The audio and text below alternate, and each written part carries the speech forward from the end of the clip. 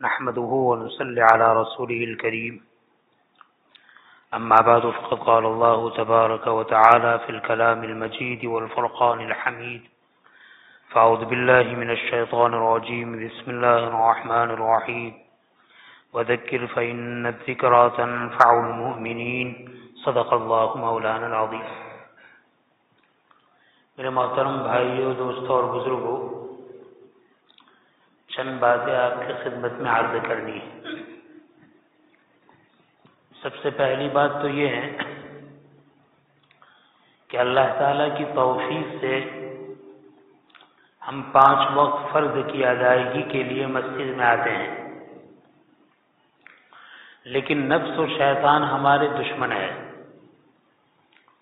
وہ چاہتا ہے کہ مسلمان اللہ کی عبادت نہ کرے، اور اگر عبادت کی توفیق ہو گئی تو مسجد میں آنے کے بعد بھی نہ کرنے کے کام میں مشغول ہو جائے. اب مثال کے طور پر پہلے تو ہمیں مسجد میں وقت پر آنے نہیں دیتا، اور کوئی اللہ کا بندہ آ بھی گیا ہے تو آتے ہوئے پہلے اس کو دروازے پر بٹھاتا ہے، دروازے کے باہر بٹھاتا ہے. پھر اگر اندر آ گیا، وضو کرنے لگا تو وضو کرتے ہوئے بعض چیزوں میں مشغول رکھتا ہے، لغویات میں مشغول رکھتا ہے.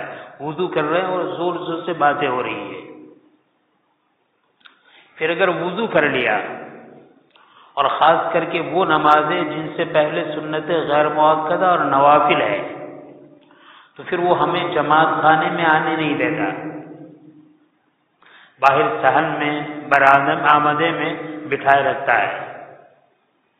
اور بڑی سوچنے کی بات ہے، بعض مرتبہ ہماری مسجد کے صحن میں ہمارے مسلمان بھائی یا بہن کا جنازہ ہوتا ہے، اور جنازہ ہمیں سبق دے رہا ہے کہ اس وقت میری نعش ہے، مجھے سوائے میرے اعمال صالحہ کے اور کوئی چیز کام آنے والی نہیں ہے. ہر جنازہ دیکھنے والے کو یہ سبق دیتا ہے. لیکن نفس و شیطان کا حملہ ایسا ہوتا ہے کہ صحن میں ہی جنازہ رکھا ہے، اور صحن میں ہی ہم نوجوان بیٹھے ہوئے ہیں، بات کر رہے ہیں، رخ ہمارا پیچھے کی طرف ہے. حالانکہ ہونا تو یہ چاہیے کہ آدمی ہمیشہ موت کو اپنے سامنے رکھے، اور اگر ہمیشہ اس کا دھیان نہیں رہتا ہے تو کم سے کم جنازہ دیکھ کر تو اسے دھیان میں رکھنا چاہیے. بھائی بند کر دو. جنازہ دیکھتے ہوئے تو ہمیں استحضار رکھنا چاہیے. لہذا وضو کیا، فوراً مسجد میں آ جائے. دیکھو، ہم لوگ ایک بہت بڑی غلط فہمی میں مبتلا ہے. دین کے بہت سارے احکام ہمیں معلوم ہے، یہ بہت بڑی غلطی ہے. آدمی جب تک یہ نہیں سمجھے گا، یہ نہیں سوچے گا کہ میرے پاس دین کا علم بہت تھوڑا ہے، وَمَا أُوتِيتُم مِّنَ الْعِلْمِ إِلَّا قَلِيلًا، انبیاء علیہ السلام کے بارے میں فرما گیا کہ بھئی اللہ کا علم بہت تھوڑا سب کو دیا گیا. تو امتی کا حال ہی کیا ہے؟ حضرت موسیٰ اور حضرت خضر علیہ السلام سفر کر رہے ہیں سمندری. ایک چڑیا آئی، اس نے اپنی چونچ سمندر میں ڈالی اور نکالا. حضرت خضر نے حضرت موسیٰ علیہ السلام سے فرمایا کہ اللہ تعالیٰ کا علم اور ہمارے علم کا حال یہ ہے جیسے سمندر، اور سمندر سے اس پرندے نے اپنی چونچ میں جو پانی لیا ہے، وہ پورے سمندر کے پانی کے اعتبار سے ایک پرندے نے اپنی چونچ میں جو پانی لیا اس کی کوئی حیثیت ہو سکتی ہے؟ نہ ہونے کے درجے میں ہے. اللہ تعالیٰ کے علم کے سامنے ہمارے علم کی حیثیت یہ ہے. لیکن نفس و شیطان ہمیں بہکاتا ہے کہ ہم بہت کچھ جانتے ہیں. اس نے ہمیں اور زیادہ جہالت میں رکھا ہے. اس لیے میں تو یہ کہتا ہوں کہ ہم مسائل سے، دینی احکام سے اتنے ناواقف ہے کہ ہمیں تو مسجد میں داخل ہونے کا اور مسجد میں بیٹھنے کا طریقہ بھی معلوم نہیں ہے. ہم یہ سمجھتے ہیں ہم سب کچھ جانتے ہیں، کچھ نہیں جانتے ہیں. تو ہماری کوشش یہ ہونی چاہیے جلدی مسجد میں آئے. وضو کی ضرورت ہے، فوراً وضو کرے، اور وضو کرنے کے بعد سیدھے جماعت خانے میں آ جائے. جماعت خانے میں آنے کے بعد کیا حال ہونا چاہیے؟ کہاں بیٹھے؟ ہمارے بعض بھائیوں کی عادت ہوتی ہے کہ مسجد میں داہنی طرف ہی بیٹھتے ہیں، بعض بھائیوں کی عادت ہوتی ہے بائیں طرف بیٹھتے ہیں، بعض بھائیوں کی عادت ہوتی ہے پیچھے بیٹھتے ہیں۔ نہیں، ادب یہ نہیں ہے، شریعت کا طریقہ ہے۔ شریعت اسلام نے نماز کے لیے جو صف بندی ہوتی ہے اس کی بہت تاکید فرمائی، لہذا اس کا اہتمام اس وقت نہیں ہونا چاہیے جب مکبر تکبیر کہتا ہے، پہلے سے ہی ہونا چاہیے۔ ادب یہ ہے، ادب یہ ہے کہ جب ہم مسجد میں وضو کر کے آ گئے، اب ہمیں سنت پڑھنا ہے، تسبیحات پڑھنا ہے، تلاوت کرنی ہے، تو ہم یہ انتخاب کریں کہ دیکھیں پہلی صف میں جگہ ہے یا نہیں۔ جب تک پہلی صف میں جگہ ہے ہم دوسری صف میں نہیں بیٹھیں گے۔ پہلی صف کا ثواب بہت بلند ہے، بہت زیادہ ہے۔ بعض روایتوں سے معلوم ہوتا ہے کہ لوگوں کو پہلی صف کا ثواب معلوم ہو جائے تو اس ثواب کو حاصل کرنے کے لیے آپس میں جھگڑا کرنے لگے۔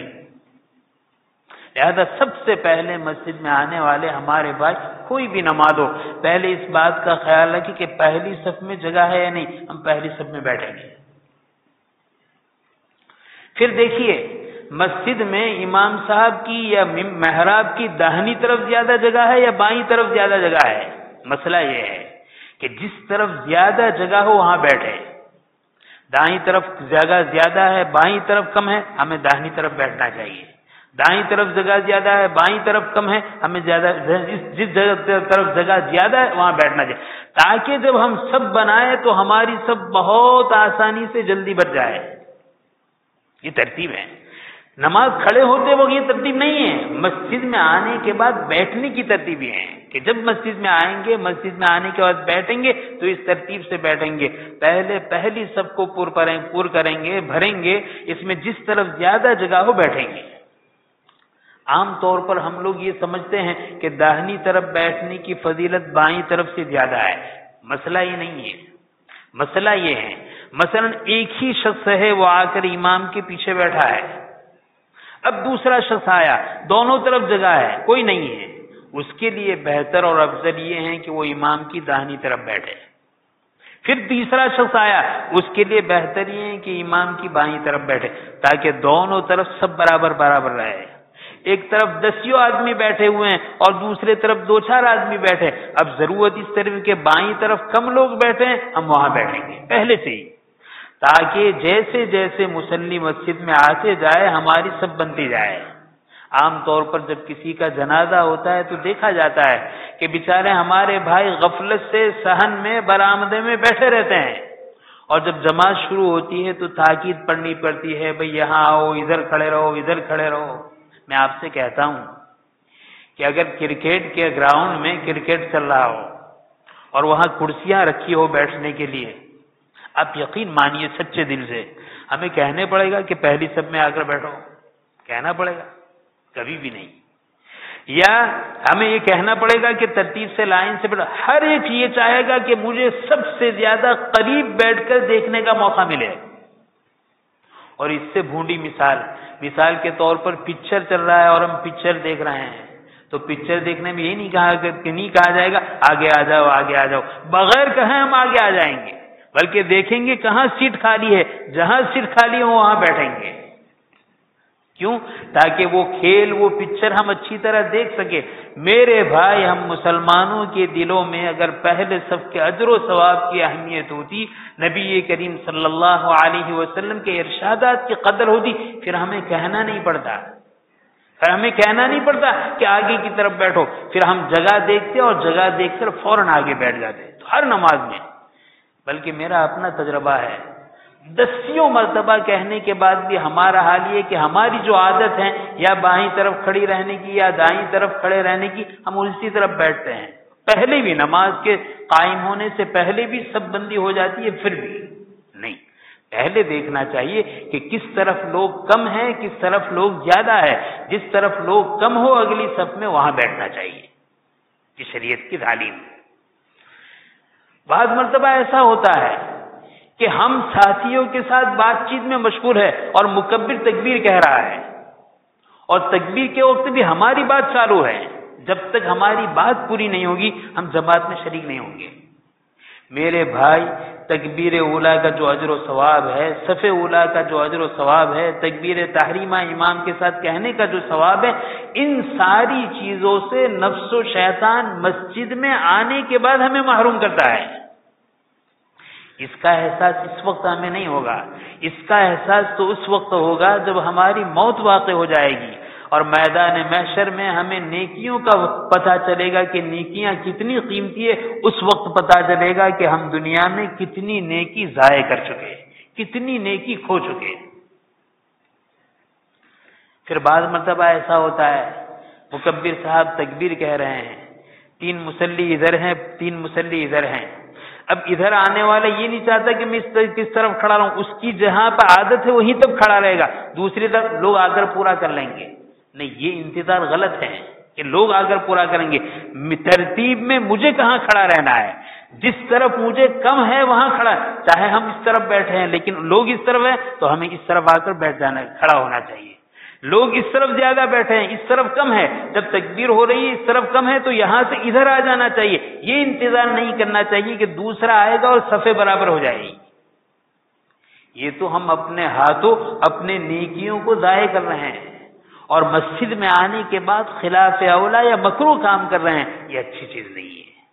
لہذا اس کا خاص خیال رکھیں کہ بھئی ہم مسجد میں آئیں گے، مسجد میں آنے کے بعد پہلی صفوں کا پہلے لحاظ رکھیں گے، پہلی صفوں کو پر کریں گے، اور پہلی صفوں میں جب تک جگہ ہوگی ہم دوسری صف میں تیسری صف میں نہیں بیٹھیں گے۔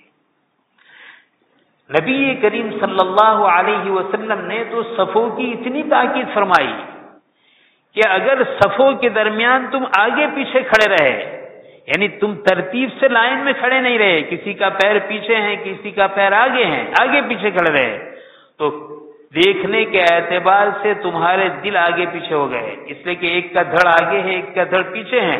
حدیث کا خلاصہ یہ ہے کہ صفوں میں اس طرح برابر نہیں کھڑے رہیں گے تو ہمارے دلوں میں اختلاف پیدا ہوگا۔ نماز اور عبادت اللہ کے قرب کے لیے ہیں، مسلمانوں میں اتحاد اتفاق اور محبت پیدا کرنے کے لیے ہیں، مسلمانوں میں تعلق پیدا کرنے کے لیے ہیں، لیکن صفوں کی درستگی نہ ہونے کی وجہ سے حدیث کا خلاصہ یہ ہے کہ آپس میں اختلاف ہوگا، آپس میں نا اتفاقی اور ناچاکی ہوگی۔ یہ اثر ہے صف کے درست نہ کرنے کا۔ لہذا خاص اس بات کا اہتمام کریں کہ ہم صفوں کو خوب درست کرنے کا اہتمام کریں۔ اس کے ساتھ ساتھ اللہ کا فضل ہے، اس ماحول میں ہماری اکثر مسجدوں میں یا فجر کی نماز کے بعد اور عام طور پر عصر کی نماز کے بعد تعلیم ہوتی ہے۔ یہ تعلیم کیا ہے؟ نبی کریم صلی اللہ علیہ وسلم کے ارشادات ہمیں سنائے جاتے ہیں۔ ہمارے پاس لغویات کے لیے، فضول کام کے لیے بہت سارا وقت ہے، چاہے نیک دیندار آدمی ہو، چاہے عام آدمی ہو، چاہے پڑھا لکھا ہو، چاہے ان پڑھ ہو، جب اس کے ہاتھ میں موبائل آ جاتا ہے اور وہ واٹس ایپ کھولتا ہے، یوٹیوب کھولتا ہے، تو گھنٹہ نہیں 3 گھنٹے 4 گھنٹے 5 گھنٹے اس طریقے سے ضائع ہو جاتے ہیں کہ اس کو پتہ بھی نہیں چلتا۔ اور تعلیم کتنی منٹ ہوتی ہے؟ 10 منٹ، زیادہ سے زیادہ 10 منٹ، لیکن ہمارے پاس اس کے لیے وقت نہیں ہے۔ میرے بھائی دیکھو، اللہ تعالیٰ نے ہمیں جو جسم عطا فرمایا ہے یہ اللہ کی امانت ہے۔ آنکھ ہے، کان ہے، ناک ہے، دل ہے، دماغ ہے، ہاتھ ہے، پیر ہے، یہ سب اللہ کی امانت ہے۔ اللہ تعالیٰ ایک ایک امانت کے بارے میں ہم سے سوال کریں گے۔ لہذا میں بہت درد دل کے ساتھ عرض کرتا ہوں، ہماری مسجدوں میں جو فضائل اعمال کی تعلیم ہوتی ہے، اس تعلیم کو کم نہ سمجھیں۔ اس میں 2 غلطی ہوتی ہے۔ اکثر بیچارے ہمارے بھائی نماز پڑھنے کے بعد، سلام پھیرنے کے بعد فوراً ہی چلے جاتے ہیں، حالانکہ کوئی کام نہیں، کوئی ضروری کام ہے، کوئی ضروری حاجت ہے اور چلا گیا، کوئی حرج کی بات نہیں، لیکن فارغ ہے، اللہ تعالیٰ نے موقع دیا ہے، وقت دیا ہے، عصر کے بعد فجر کے بعد تسبیحات کا اہتمام کرے، انفرادی دعا کا اہتمام کرے، اور دعا کے بعد جو تعلیم ہوتی ہے اس میں بیٹھے۔ آج کل ہمارے یہاں دین کی باتیں کا سننے کا مزاج ختم ہو رہا ہے، میں اس کا نتیجہ آپ کو بتا رہا ہوں کہ کتنا برا ہے۔ تو میرے بھائی ارادہ کریں کہ انشاءاللہ اپنے محلے کی مسجدوں میں جس نماز کے بعد تعلیم ہوتی ہے، ہم تعلیم میں اہتمام سے بیٹھیں گے اور تعلیم کو سنیں گے۔ تو پہلی کوتاہی تو یہ ہے کہ عام طور پر نماز کا سلام پھیرنے کے بعد یا دعا کے بعد زیادہ مصلی چلے جاتے ہیں. نہیں، اہتمام کرو. نماز کے بعد تسبیحات کا بھی اہتمام کریں گے، انفرادی دعا کا بھی اہتمام کریں گے، اور ساتھ ساتھ میں تعلیم میں بھی بیٹھیں گے. دوسری کوتاہی ہم سے یہ ہوتی ہے کہ ہم تعلیم میں بیٹھتے ہیں لیکن تعلیم میں بیٹھنے کی جو آداب ہے اس کی رعایت نہیں کرتے. ایک آدمی ادھر بیٹھا ہے اپنی جگہ پر، ادھر بیٹھا ہے اپنی جگہ پر. دیکھو، حصول علم اتنی اہمیت والی چیز ہے. آپ کی رکعت چھوٹی ہے، آپ کی تسبیحات باقی سب چھوڑ دو، تسبیحات بھی بعد میں پڑھ لینا، دعا بھی بعد میں کرنا. آپ نے سلام پھیرا، جب تعلیم شروع ہو رہی، امام صاحب کے قریب یا جو تعلیم کر رہے ہیں ان کے قریب آ جاؤ. قریب آنے کے بعد ادب کے ساتھ، طلب کے ساتھ بیٹھو. انشاءاللہ یہ عصر بعد کی تعلیم، یہ فجر بعد کی تعلیم ہماری زندگیاں پلٹ دے گی. لیکن کب؟ طلب کے ساتھ سنیں گے، ادب کے ساتھ سنیں گے، اور عمل کی نیت کے ساتھ سنیں گے. دیکھو میرے بھائی، حضرات صحابہ رضی اللہ تعالیٰ عنہ کا جو دور تھا، جو زمانے جاہلیت کا دور تھا، اس زمانے جاہلیت میں جہالت اتنی انتہا کو تھی اور برائیاں اتنی انتہا کو تھی کہ بیت اللہ جیسے مقدس گھر کا طواف کپڑے پہن کر کرنا عیب سمجھتے تھے. آج اتنی برائی ہے؟ مسجد میں کوئی ننگا آنا پسند کرتا ہے؟ اتنی جہالت، اتنی برائی تو نہیں. وہاں جہالت اور برائی اتنی زیادہ تھی کہ بیت اللہ شریف کا طواف ننگے کرتے تھے. اور عقل نے اور شیطان نے کیا سجایا تھا؟ جو کپڑے ہیں وہ کپڑوں سے تو ہم نے گناہ کیا ہے، لہذا ایسے کپڑے نہیں پہن سکتے ہیں. تو کپڑوں میں تو گناہ نظر آئے، بدن میں گناہ نظر نہیں آئے، ہاتھ پیر میں گناہ نظر نہیں آئے. یہ عقل نے ان کو پٹی پڑھائی، یہ شیطان نے ان کو پٹی پڑھائی. انہوں کپڑے نکال دیتے تھے اور ننگے طواف کرتے تھے. مجھے بتانا کیا ہے، ایسے گندگی اور برے ماحول میں نبی کریم صلی اللہ علیہ وسلم نے کوئی دین کی بات کہی. جن مقدس ہستیوں نے، جن خوش نصیب لوگوں نے اس بات کو سنا اور سننے کے بعد قبول کیا، قبول کرنے کے نتیجے میں وہی لوگ صحابی بن گئے. امت گمراہی کے اعتبار سے، برائیوں کے اعتبار سے کتنی بھی عروج پر پہنچ جائے گی، اس کی ہلاکت سے بچنے کی ایک شکل ہے. جب تک وہ صلاحیت اس کے اندر رہے گی، انشاءاللہ وہ بربادی اور ہلاکت سے محفوظ رہے گی. اور وہ چیز ہے دین کی بات کو سننا، سننے کے بعد اس پر عمل کرنا، قبول کرنا. آج مسلمانوں کا سب سے بڑا المیہ اور مسلمانوں کا سب سے بڑا عیب ہے، یا تو وہ دین کی بات سننا نہیں چاہتا، اور اگر سنتا ہے تو قبول کرنا نہیں چاہتا. دیکھو حضرات صحابہ رضی اللہ عنہ کے زمانے میں نبی کریم صلی اللہ علیہ وسلم کی بات جہالت کے دور میں جن حضرات نے سنی، سننے کے بعد وہ صحابہ بن گئے. اور نہیں سنی، وہ پہلے ابو حکم تھا، ابو جہل رہا، وہ ابو لہب رہا، وہ عتبہ رہا، وہ شیبہ رہا، وہ بڑے بڑے اس طرح اسلام کے دشمن رہے. کیوں؟ دین کی بات تو ان کے سامنے آئی لیکن انہوں نے قبول نہیں کیا. آج ہمارا سب سے بڑا عیب یہ ہے، برائیاں کتنے بھی عروج پر پہنچ جائے، برائیاں کتنی بھی عام ہو جائے، لیکن اگر مسلم قوم میں دین کی بات کو سننے کا اور قبول کرنے کا جذبہ ہے، انشاءاللہ ہدایت اس کو مل سکتی ہے، کامیابی اس کے قدم چوم سکتی ہے. اور میرے بھائی، ماحول تہجد کا ہو، ماحول اشراق کا ہو، ماحول ذکر و اذکار کا ہو، ماحول دعوت و تبلیغ کا ہو، ماحول خانقاہ کا ہو، ماحول مکاتب اور مدارس کا ہو، لیکن آج جو فضا بن رہی ہے کہ سننے کا شوق نہیں ہے یا سننے کے بعد قبول کرنے کا شوق نہیں ہے، خدائے پاک کی قسم دین کی ساری شکلوں میں ہلاکت اور بربادی یقینی ہے. دین نام صرف پڑھنے کا نہیں ہے، دین نام صرف سننے کا نہیں ہے، دین تو نام ہے سننے پڑھنے کے بعد عمل کرنے کا. اگر ہم نے قبول نہیں کیا، عمل نہیں کیا، تو میرے بھائی خالی یہ شکلیں، اس سے آدمی برباد تو ہو سکتا ہے، کامیاب نہیں ہو سکتا. اللہ تعالی شانو ہمیں صحیح سمجھ نصیب فرمائے. جو باتیں ہم نے سنی، ہم نے کہی، اللہ تعالی ہم سب کو اس پر عمل کی توفیق نصیب فرمائے. آمین وآخر دعوانا الحمدللہ رب العالمین. اخیر میں عرض کروں گا، ماشاءاللہ یہ مجمع ہے، ان مجمع سے بہت محبت کے ساتھ آتے ہیں. آئندہ اور جلدی آنے کا اہتمام کریں. دین کی جب باتیں سنائی جا رہی، قدر کی نگاہ سے اس کو دیکھیں اور قدر کی نگاہ سے اس کو سننے کے لیے اپنے آپ کو فارغ کریں. اللہ تعالی عمل کی توفیق نصیب فرمایا سنتیں پڑھ لیں، نماز سے پہلے کی بھی، جمعہ کے بعد کی بھی سنتیں پڑھنے کا ہے۔